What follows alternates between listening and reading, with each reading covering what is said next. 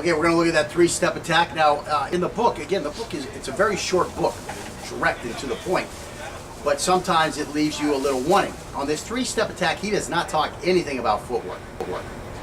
He talks about a feint with the knife hand while you're outside of contact range, which he calls critical range. So you want to be outside of critical range. So again, there's a situation where there's an argument going on and you're just not close enough to this guy. When you come in close, he steps back a little bit. You know, you still got the knife palmed behind your leg, or it's behind your back, you know, something like that, and you just can't get the range with this guy that you want to get. So what do you have to do? You have to throw a feint, again, to control the interval, as we've already learned. So we're outside here somewhere. Again, I'm leading with the empty hand, and the knife is in this hand. Now, because I'm leading with the left leg, I put the knife in my right hand. That's just where it goes. I used to fight with this style. This used to be my style of fighting. This exact stuff. I used to love to just chew guys up. When I was young, I really had a lot of movement, and what I could do is I would come in here, and I would throw this feint here in my face, then I come through with a big step, and boom, jab him right here. But I would bring the knife like it's coming high. I just used to eat guys up when they were knife sparring. I'd be back here, this one comes here, this one's coming here, and then bam, come down here, and I would eat guys up. You can throw that shit from back here somewhere. You know, all of a sudden where I'm gonna throw this one, and boom, hit that guy there. Again, I haven't done that in several years, but again, I just traversed at least 10 feet with that technique. Will the guy start moving back? Yeah, he'll start moving back. What do you do then? You just throw a bigger Superman punch, a longer flying Superman punch towards his head. The hand's going to come up, and boom, you just eat these guys up. Again, that's another technique. I digress. So anyways, it's probably not the best way to fight, but it is very similar to what we're doing here. Now again, he doesn't talk about footwork. What he talked about was intervals and a feint. So again, I'm here. So how am I going to throw this feint? What, I want to just lean out like this and throw it? I could, but still, how do I traverse this distance? Well, it's got to be a step-through type Superman punch, and then he just steps through with the other one. That's the only thing I really can imagine. Is we're here like this, so I'm here, I'm talking, you know, I try to get on this guy, climb up a little bit. So now I'm here, and now I want to get that distance. So here I come here. I'm going to display the knife. Here's the knife. I'm going to pull the knife back in, and now here's this. I've traversed the distance. Now here I am, and whoppa! So I've got that there. So that's what we're going to look at. Again, to show you slow, without me yapping too much. I'm here. I show the knife. I'm trying to get his defensive profile high. So again, I'm going to show the knife high. The knife comes back in. Boom! I've hit him here, and now I can step whichever way I want, whichever footwork gets me there. Again, I'm here. Here comes this one. It's high. I can step through here and keep my profile the same, keep my same lead, or I can change it. I could come here, show this thing, now step here, and now bring the knife back in on it. So whichever way you like. There's two ways to do it again. This is where I'm going to come through here. Here's the knife. I'm coming through here. It comes back down. Now I get back on the same profile. This is two step throughs, and boom, I'm on target. Or I can come like this. Here, I'm high. I step down. Now I come with a step through. A step and drag. So I'm either stepping through twice, again, to keep my profile left side forward, or I'm going to step through once and step and drag here. Forgot to put my hand out. Again, coming up here, and then step and dragging onto that target there. So two ways to do it. Again, here I am, I'm out of range. That's what I like. Once you get his hands up, just come running at him. Again, here I am here. He's not really getting him up, and there we go.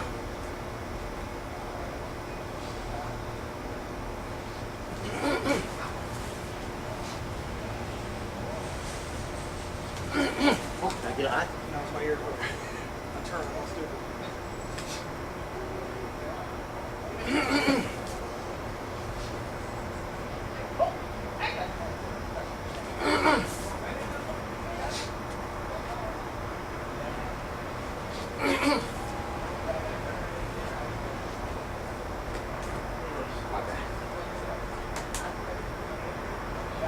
It's a right hand. Right hand, left lead, you know, working both ways.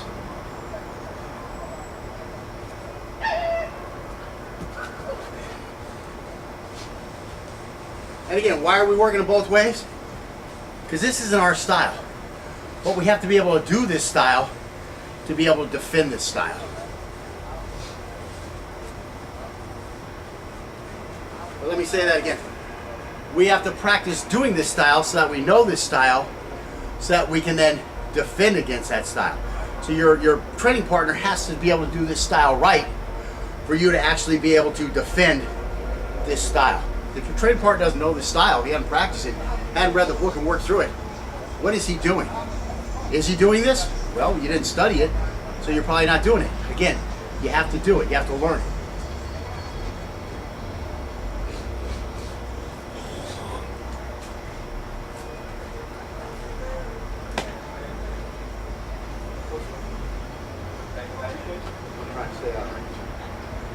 What's up, man? Yo!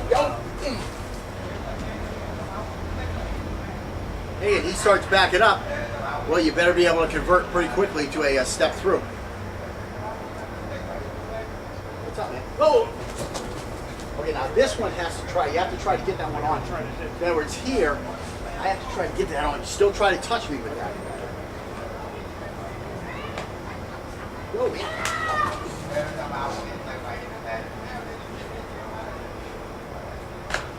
Go, man.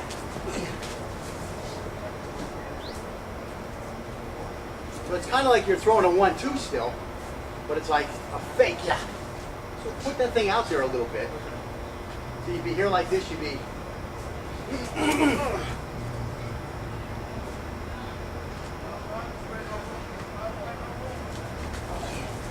There he goes. Now he's getting that hand on me. Go, man.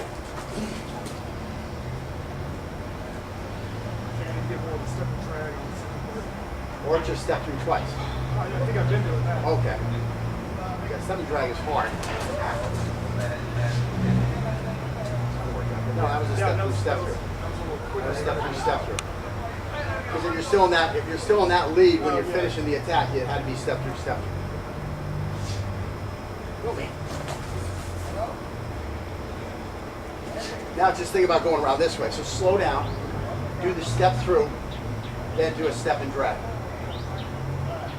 Oh, step through. Oh, okay. So you're going to be here, and then you're just going to skip as that hand goes out. Now remember again, this is an attack against an unarmed person. You can make some mistakes while you're bridging that gap. There it is. See how that works?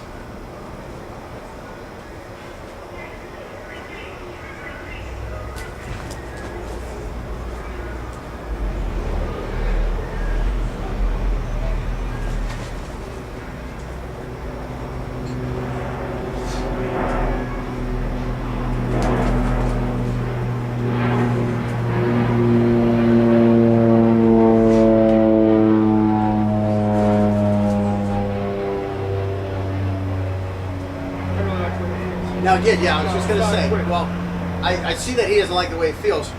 The next step we're going to go into is how to attack him from the side.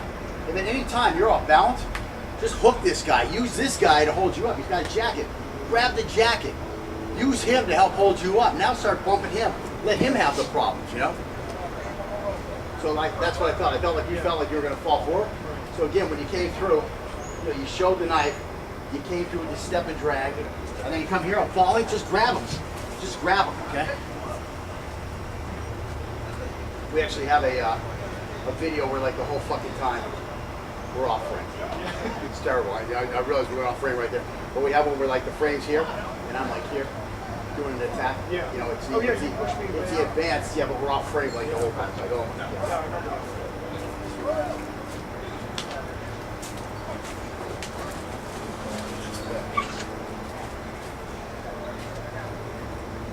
So I felt like I didn't hit. It is hard. I know it is hard because the problem is you're so far away. And again, like he says, you don't have to hit him.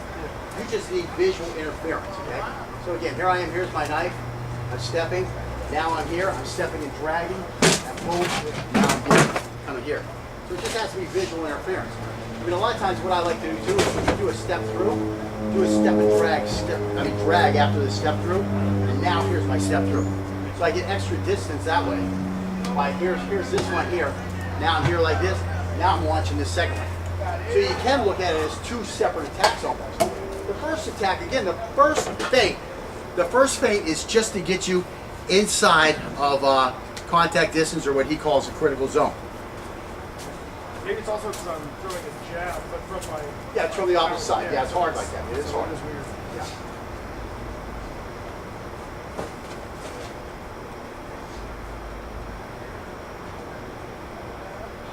Now, one thing you want to remember is, okay, also, when you're throwing that first one, you still need your good step-through footwork.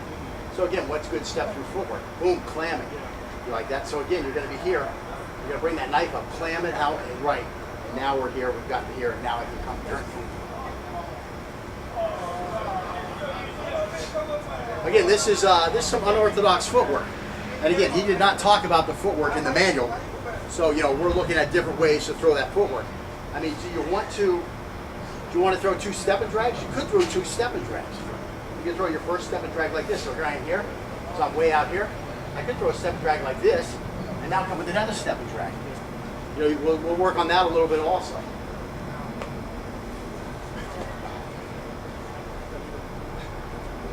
Yeah, Scott hasn't thrown offhand, what I would call offhand techniques. So in other words, you're throwing with the reverse hand while moving forward. Because we lead with a knife, we strike with a knife. That's what we've been doing the whole time.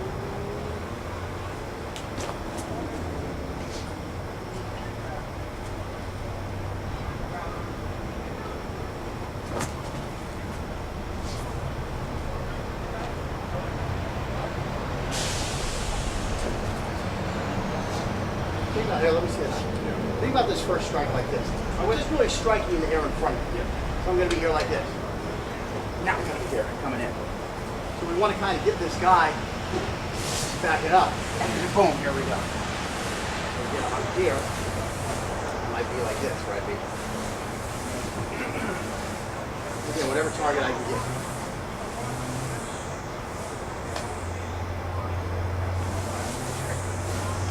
That was better because the knife was actually coming at me. See how that works? I mean, when you're standing here talking to a guy and you can't see his knife, now step forward and point the knife at me. That's what has to happen. But you want to point it, want to point it out there a little bit. And then what happens? Then that hand comes at my hands. Well, I got to keep him up there for that hand, don't I?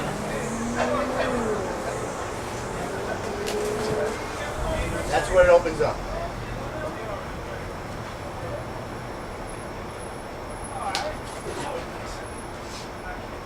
He's risking very little. I'm going to try to hit the knife hand when the knife hand comes out. I mean, if I'm in range, I'm only in range to hit the knife. I'm not really in range to hit the hand.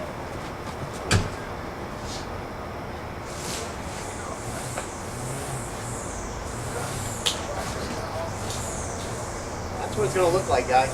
That's about as realistic of a instinctual reaction I can have. I'm just trying to reach out at whatever's coming at me.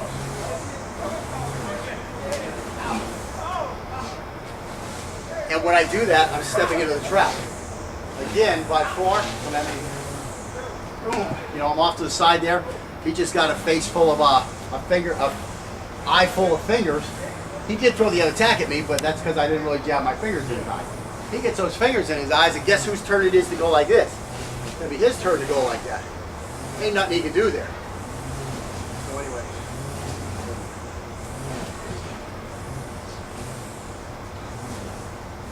Okay, so here we go. I'll do a couple more here. Oh, I got to do the left side, right? Okay, so again, here I am here. I'm going to throw a C on it. And you see, I start getting that bunny hops or whatever you want to call them. Yo, man, was that my girl you were talking to? I got a knife, bro.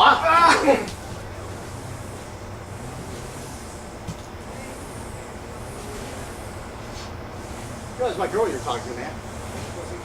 Pussy? I'm a pussy. I'm going to show you my pussy in 1 fucking second. And then we're going to see who's a fucking pussy. You see over there? That's what I'm talking about, over there.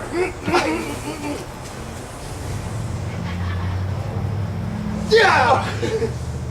I get the point. Yeah, you got the point.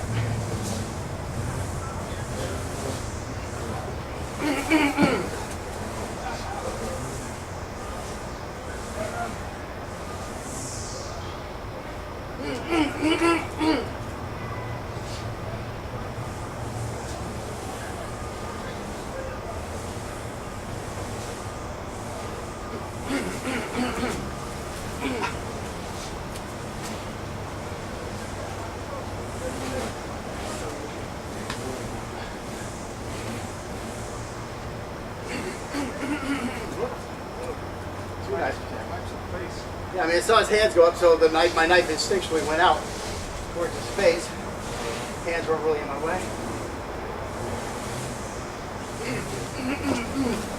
And that time, fortunately, I didn't stick the knife back out, and I had him in the right spot at the right time.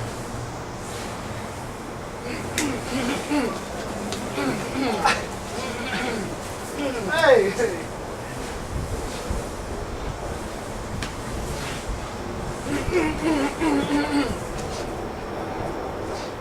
All right, that's enough of that, you think?